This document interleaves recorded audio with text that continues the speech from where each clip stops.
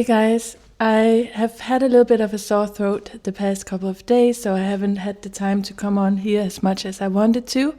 But I just uploaded a very important video that will get you ahead on a special event, in my opinion, where Saturn is forming a trine to Jupiter on the 31st of August, 1st of September, depending on your time zone. And afterwards, I couldn't stop ruminating about the personal impact such a trine can have on you and how we work with it.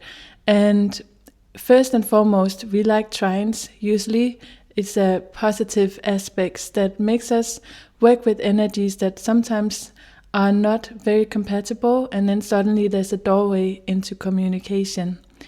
And the sooner we can start to reflect on the astrological weather for the end of August, the more we will come out of it solid on our feet. Because another thing for the week ahead is that we have a very, very strong Uranian influence on this upcoming lunar Pisces eclipse. And so there are several elements at stake right now that I think we should really pay attention to and work with consciously. And I will recommend for you to begin this weekend to take a silent moment with yourself and ask a few relevant questions. So I'm going to list the aspects that I see is standing out to me, and then I will bring you a few questions. You can use them as journal prompts if you wish. And in that way, that is how you start to really learn how to align your life with astrology and to work with the current energies. And another thing that I will encourage you to do is to draw your own natal chart and see where these transits falls in your chart. And I have a educational video as well on how to read your own natal chart and the free software that you can use to have your own chart, which is very, very helpful. But the first thing I would prepare you for is definitely the Saturn trine to Jupiter. And in this constellation, Jupiter is the strong one. Saturn is in his fall in Aries, so although he doesn't like it, it just means that both he's in retrograde, he's in his fall, he's in the sign of Aries, which he's very uncomfortable with. However, that brings that beautiful doorway into being able to change his mind. And if there's someone that can really convince Saturn at this time to build a broader structure, it's Jupiter. Jupiter is very strong in the sky. Jupiter is in the proud sign of Leo. And at the same time, we have Saturn. The degree that they meet in, Saturn feels actually quite good there. So for their meeting, I would ask two questions.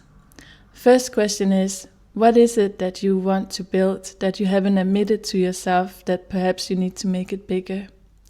And when you tap into that way of thinking, what would a structure look like? Because that's where you ask Saturn to help you build.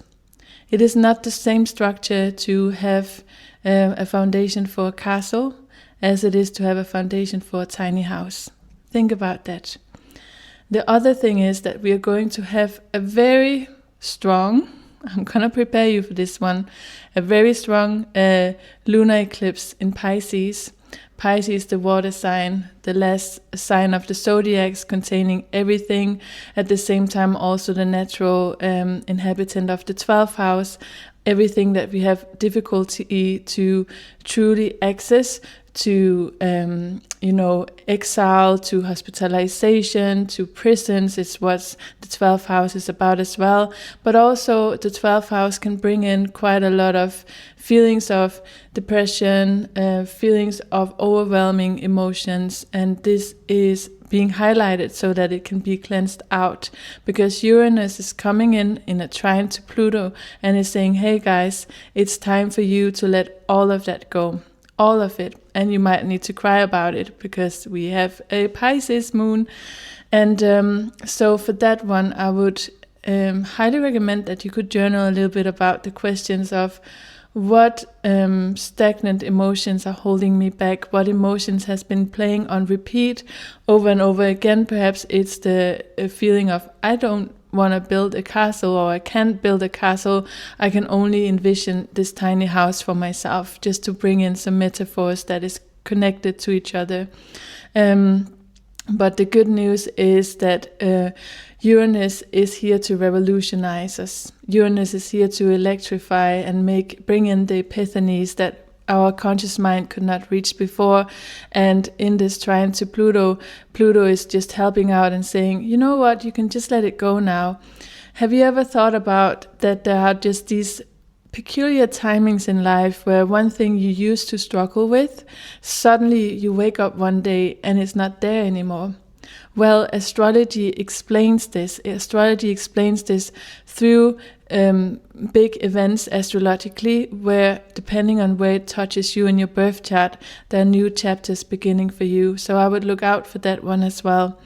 So that was just some astrological thoughts that perhaps I can invite you to think about this weekend, because this event in the last week of August is not a small one, and it has been like that throughout the entire 2026, that every time one thing is culminating, a next one is coming.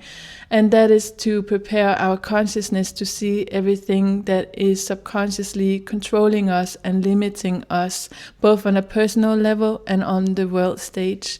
So that's just what I wanted to check in about, and I see you hopefully soon in another video. And remember to like and subscribe to this channel, and I catch you soon. Bye for now.